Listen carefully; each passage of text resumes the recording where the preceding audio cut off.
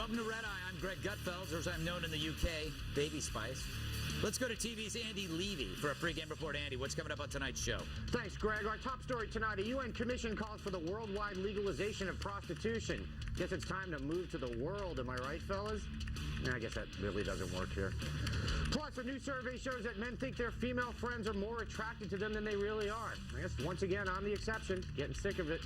And finally, Matthew McConaughey says he's talking to Channing Tatum about doing Magic Mike 2. Oh, to be an ab on the wall for those conversations. Greg? So, Andy, are we going to have our own Matthew McConaughey correspondent on to discuss this monumental event?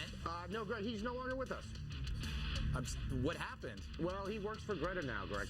Wait, so Greta, the Greta on Fox, has our Matthew McConaughey correspondent? Yeah, it's been about a year or so, maybe 2. No wonder they've been beating us all in all our McConaughey news. Yeah, I know, but can I let you in on a little secret? Sure. I've been feeding him false information. Really? Oh, yeah. It's news business, Greg, not news friends. Well done, my friend. Well done. Go away. Sigh. Let's welcome our guest. Well, she's the princess who knows business, the Hellcat on the fast track, the queen of the Quaker camp. I'm here tonight with Meet the Boss TV reporter, Anna Gilligan. Hideous. And we were short a guest, but luckily his shift at GameStop just ended. So here he is. It's comedian Joe DeRossi. His hands can wave. His comedy CD is called Return of the Son of Depression Auction. Ask him about the title. He'd love to tell you about it.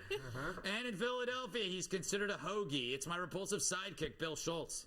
And if thoughtful commentary were a talent show, I'd suffer major disappointment after entering him. Sitting right next to me, I'm his In the Morning executive producer, Bernie McGurk. I always want to say, McGurk, you got 48 hours to find the missing girl.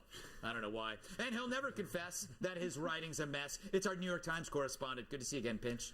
In business, Robert Frank writes of the growing number of lady folk refusing to date or marry men with limited income during our economic malaise. Women. Some boys kiss me, some boys hug me, I think they're okay. If they don't give me proper credit, I just walk away. They can beg and they can plead, but they can't see the light. That's white, 'cause the boy with the cold hard cash is always Mr. Right. Take it, Porch! Like a Vorgin, touched for the very first time. Run, Madonna son, you insipid hump. Greg? Thank you very much. For people watching this at home, I apologize. People watching it elsewhere, I don't know what you're doing. I want to do karaoke with Bill. All right. I don't know who you're talking about. All right. Is it a win-win for purveyors of sin? Well, United Nations Commission, my favorite kind of commission, is calling for countries around the world to legalize prostitution and decriminalize the use of illegal injection drugs. The report says that sex work should be recognized as an occupation so it can be regulated. And they explain in a press release that we probably read, the laws that criminalize populations at the highest risk of HIV, including sex workers and injecting drug users, drive people underground away from essential health services and heighten their risk of HIV. But according to a rep from Concerned Women of America, linking prostitution legalization with AIDS is a cop-out because it ignores the role of behavior change and personal responsibility. Speaking of personal responsibility. Неси. Ну, неси. Неси домой. Домой неси ее. Неси домой. Молодец. Все, домой заноси. Домой ее заноси. Домой неси. Неси домой. It's the first time I've ever seen a pet actually have a helper pet. You know, that's the world is great, Bernie. Should we recognize prostitution as an occupation like any other? And calling it sex workers. Right. Well, yeah. Listen, I agree with them. Yes. I mean, I think it should be legalized. I mean, we had this conversation recently with the Secret Service people, And I can speak from experience, you know, as a child of poverty. Yeah. I had to put myself through college. I drove a taxi, which slowed down in the summer. And I'm not gay, but then I worked as a male prostitute to make up for the money. And I felt I was endangered, Yes. you know, because, you know, I escaped. But I would have felt more comfortable had there been some medical authorities monitoring the whole thing. And I had something to sell. I was young. I was virtually hairless, except on top. And I mean, it's my right. Who the hell are you to tell me? Well, That's you, what I I'm think saying. you make a powerful case for the legalization of sex work. I didn't see that coming from Bernie. I didn't know he had that passed, and perhaps I wish I never had. Joe, if it were not for prostitution, you would know the tender touch of a woman. Right. What do you make of this? I think other countries have a shot at this, but it's not going to happen here. Really? How come? Too narrow-minded? Going to bash America now, Joe?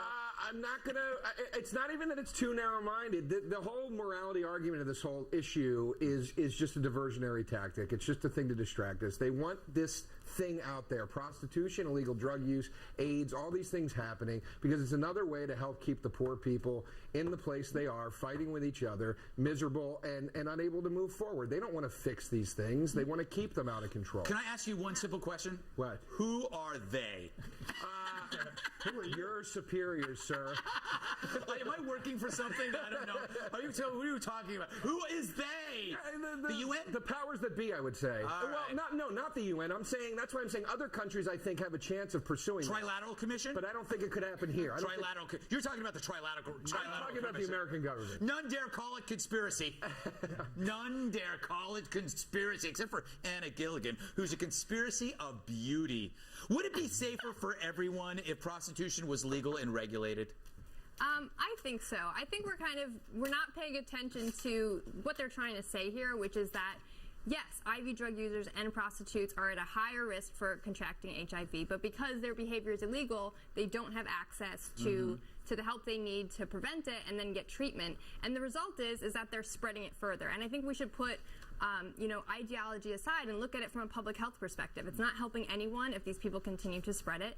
And there's a lot of if you're going to get funding from the U.S. to work on AIDS, you have to sign like an anti-prostitution pledge, which keeps a lot of organizations around the world from taking money from us. And the result is then people just don't get the help that they need, because the reality is that they do have to help people in these situations. Well, somebody who does have experience with this bill, wealthy older men pay you to play chess with them in your underwear. Does it ever go any further? They did. After I hit 35, it was all downhill. I can get an 80-year-old every once in a while. Bad vision. I still look young from far. Yes. Of course, said everyone with a whiff of logic in their brain when they heard this. But everyone else that likes to get outraged said, not on my country. I'm reading a great book right now. And I'd like to add that I don't believe that. I'm reading a book, which has been a long time. You read about a book. I'm actually reading this one, and I've reread one chapter. It's called Whores, The Origin of Women's Liberation. It's a Thaddeus Russell book. It's about the beginning of America, and in the beginning of America, hookers were the bomb. All they had were madams. There was no such thing as a pimp. Madams had these gigantic bordellos. They made the most money in the town. They made the infrastructure. There was no infrastructure. They would fund it because they made so much money. The hookers got free health care. No one else had that. They made more money than the men, and they got free birth control from these madams. Of course. The minute we made it illegal, madams were replaced by pimps. They were kicked out of the street because bordellos were illegal. They started getting the disease. They started getting the drug addiction. They started getting the beatings. It all went downhill. Can I just tell him, Bill, you weren't reading a book. You were watching an episode of Deadwood. I don't know what Deadwood is, but I do recall the 80-year-old that hired me having a case of it. Joe, you were about to make a point that would probably... I was going to say, speaking exactly to the point that I was making earlier. I mean, you push this stuff out into the street, it becomes a mess, and then people start to take themselves apart through it. Wait. I resent the fact that Joe did not make that point and is actually jumping on your point and saying he made that point. I'll take any and all comers. I like that they're both out liberal. I'm a brothel, you are my pimp. No. Exactly the point I made. No, that wasn't the point. No, by the way, it's not a liberal conservative thing. It's not at all. As a libertarian, I don't care. I don't care what anybody does. I'm for legalization of drugs and legalization of prostitution. It's not a liberal thing. It's more about do things get worse under government control than they do when they're privatized? That's what it's about. It's better. Go to Amsterdam any day of the week, and you'll see how much. People always use the Amsterdam thing, except for Amsterdam. They're trying to kick out all the foreigners who come there to get high. Yes.